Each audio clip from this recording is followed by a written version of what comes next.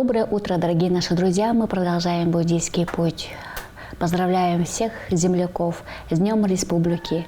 И в знаменательный день мы пригласили в нашу студию Хомушку Лодой. Это аспирант МГУ имени Ломоносова, который занимается просветительской деятельностью.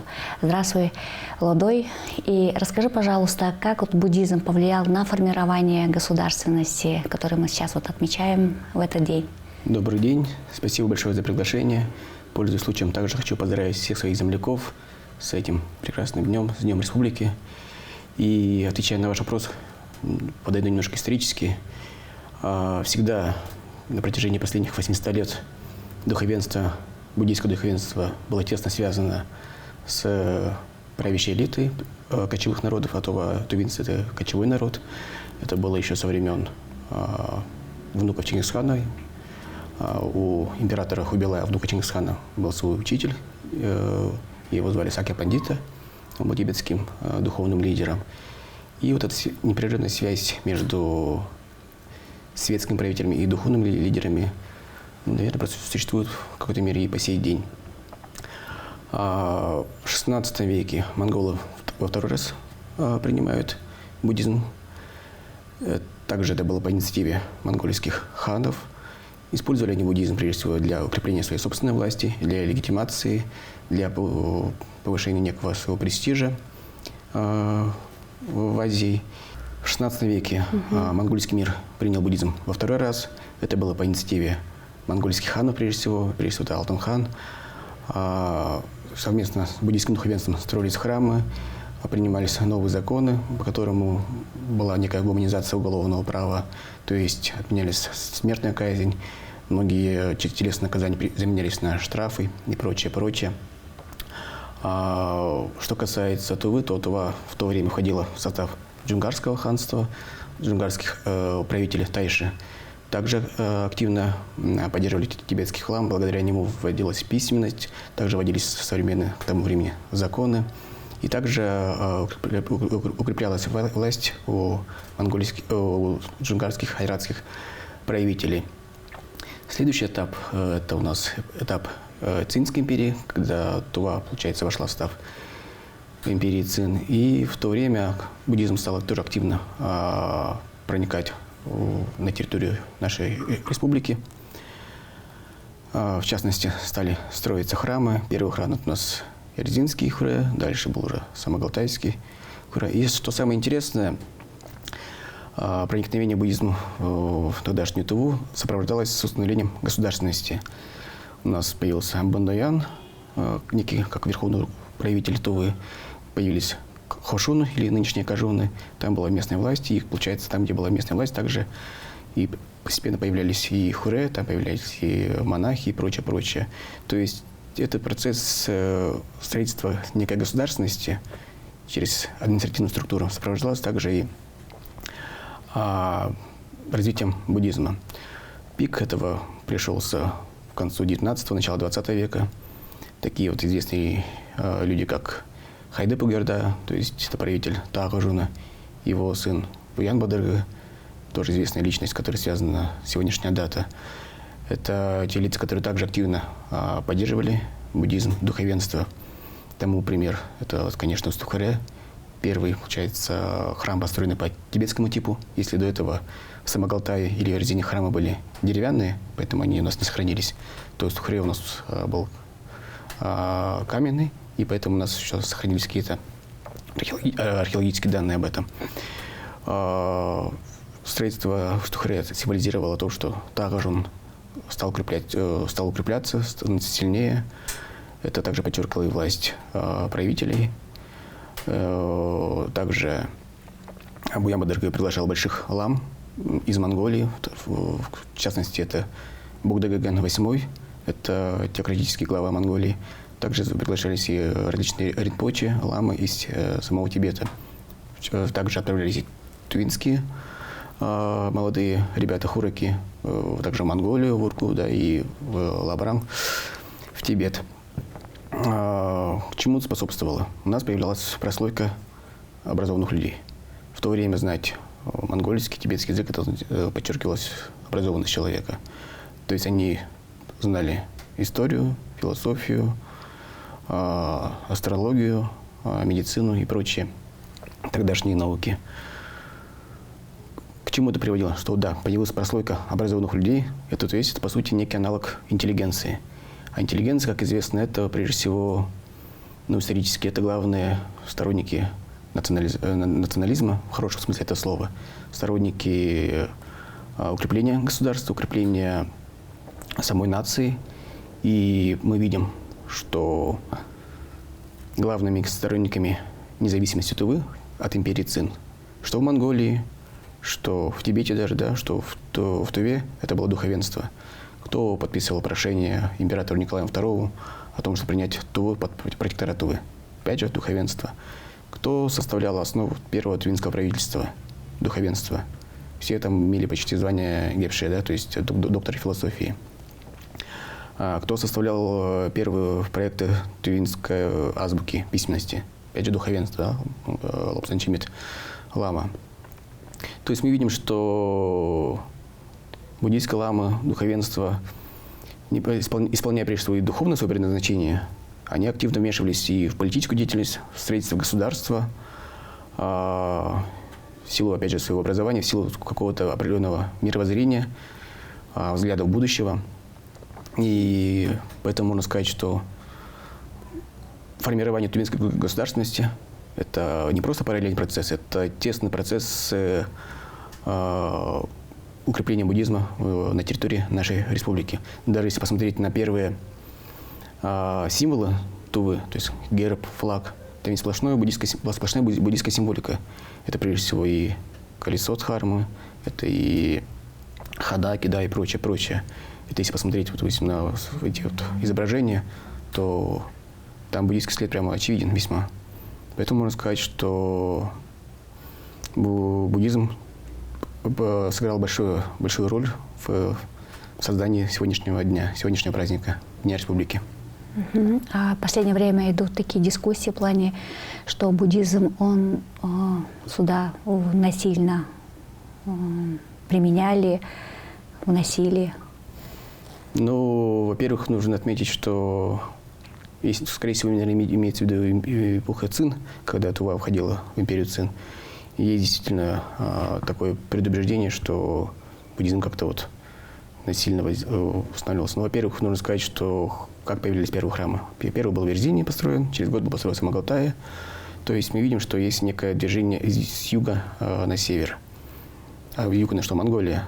Монголия еще до нас была активно буддийским регионом. То есть мы, получается, как вошли в некую общую политическую плоскость, мы стали принимать некоторые институты у наших, получается, соседей.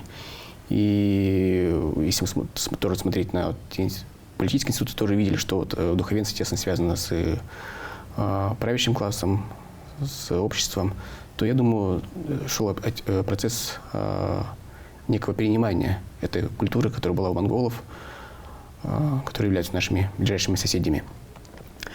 Никаких фактов того, что были какие-то что-то вроде вот активного прозелитизма, то есть миссионерства, по крайней мере, я не наблюдал, что были какие-то военные или насильственные акции, тоже в истории не наблюдается. Но в целом даже в истории буддизма это достаточно редкое явление. То есть в истории Тувы это тем более редкость. Шаманские культы продолжали проводиться.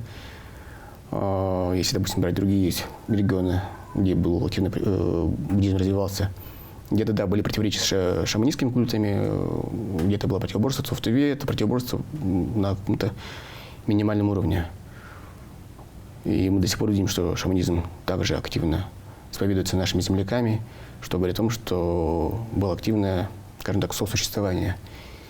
Если было какое-то насильственное, я думаю, это бы отразилось и в памяти народной, это бы отразилось и на положении нынешнего шаманизма, что, опять же, мне кажется, мы не наблюдаем. Я бы, наверное, так ответил на этот вопрос. А почему тогда сегодня российское государство обращает внимание на буддизм, поддерживает теперь региональный буддизм?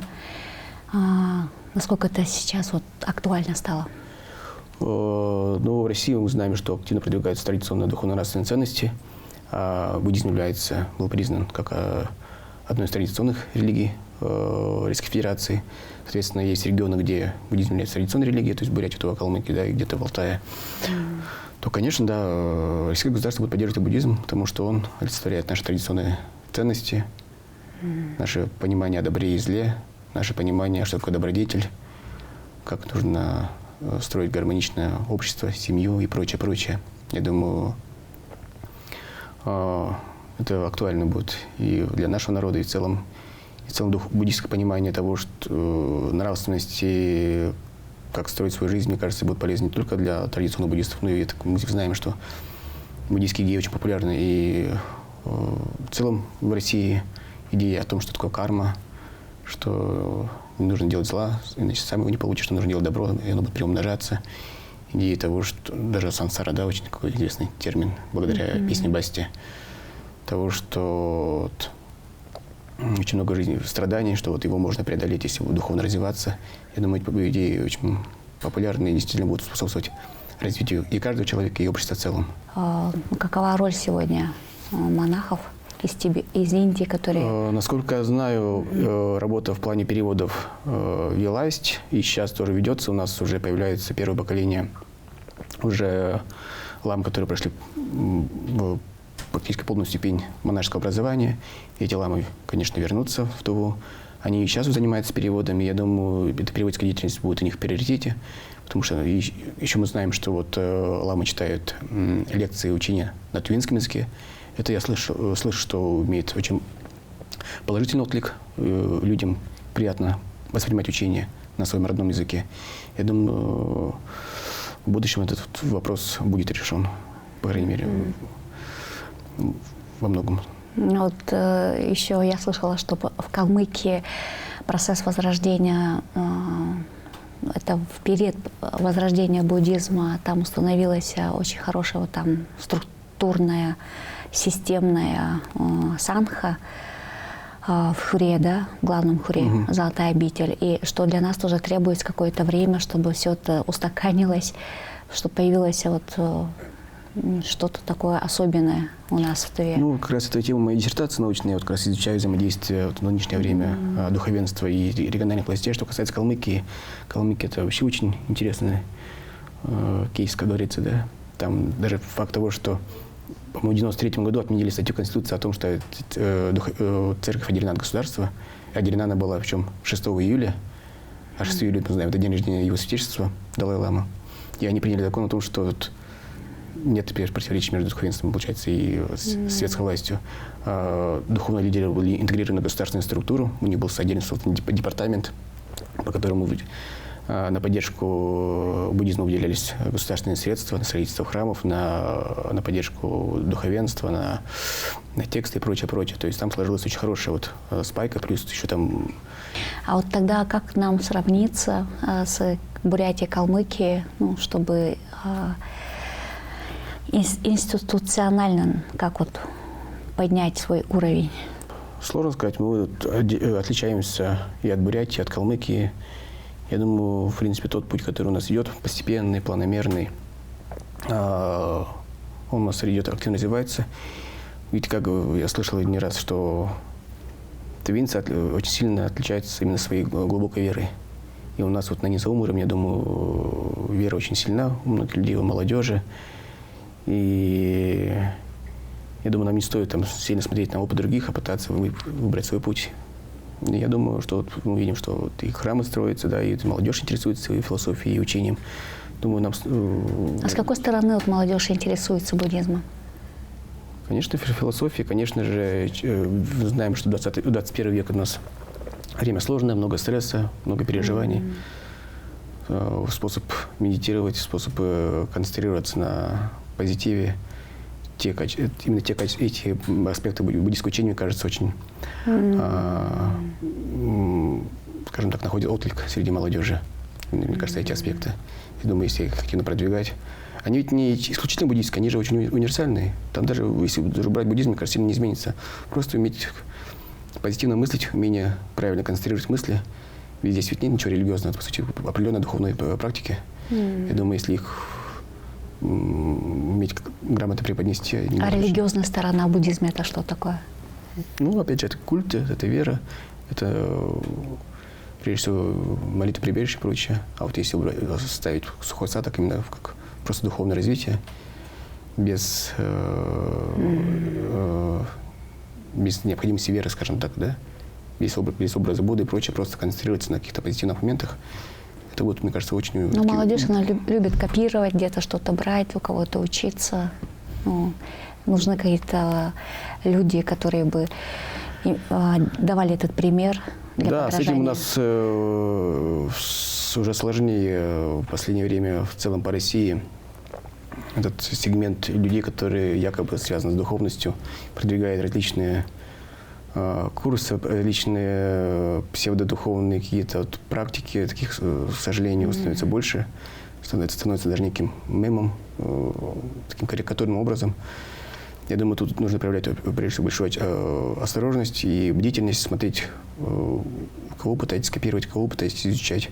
Если это какой-то уважаемый человек с определенным духовным уже развитием, а не просто какой-то, скажем так, непонятный человек в интернете, который умеет красиво говорить, то да, я думаю, уже можно прислушиваться к этой авторитетной личности. Если вам просто красиво говорят вещи какие-то в интернете, нужно подходить очень осторожно.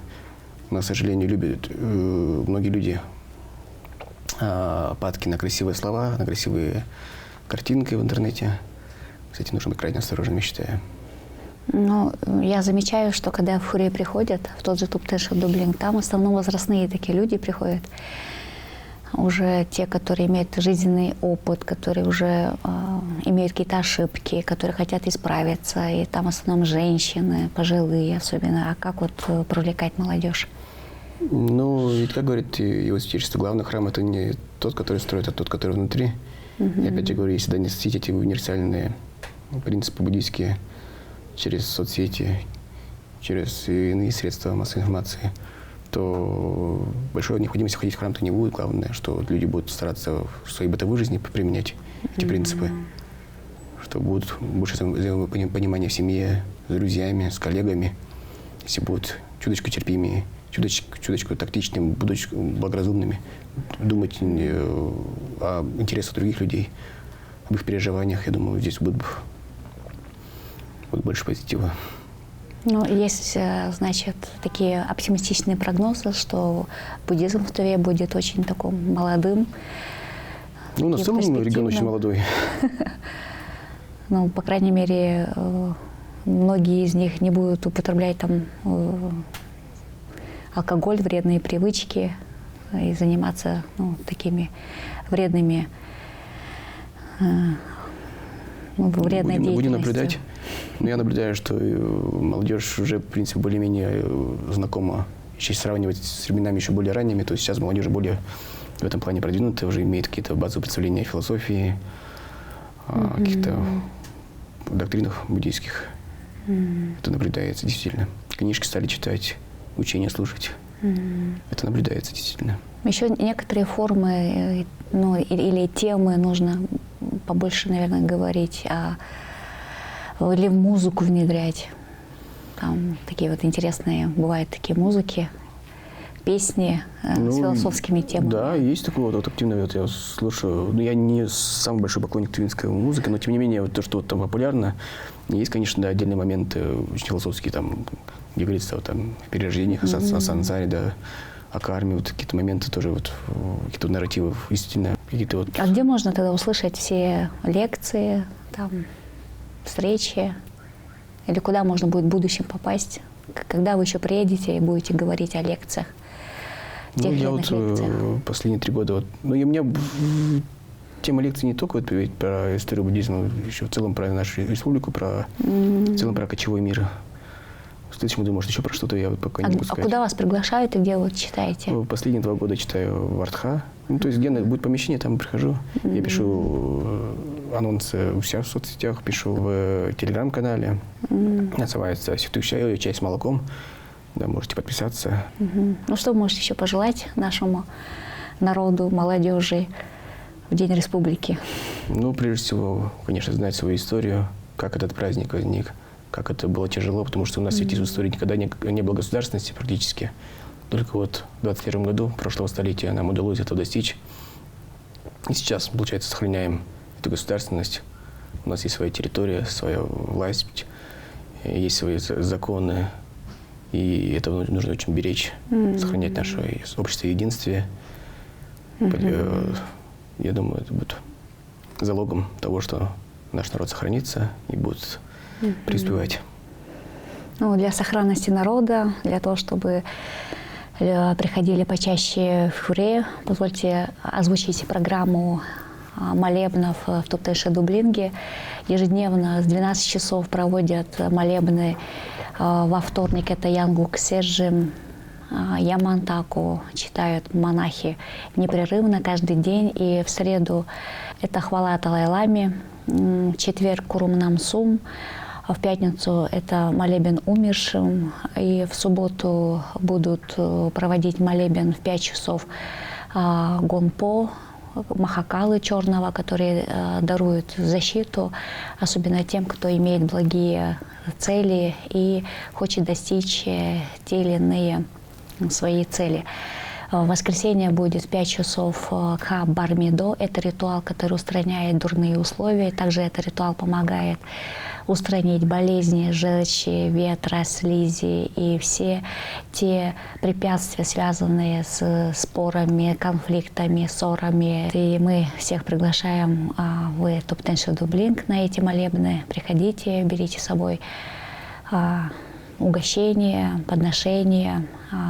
И, как мы всегда говорим, это талган, 3 белых пищи, 3 сладких пищи для изготовления торма. И мы благодарим Хомушкулоду, что он пришел к нам, поделился со своими знаниями, и мы ждем его в нашей республике. Телеграм-канал «Чай с молоком». Будем ждать. До свидания. Спасибо.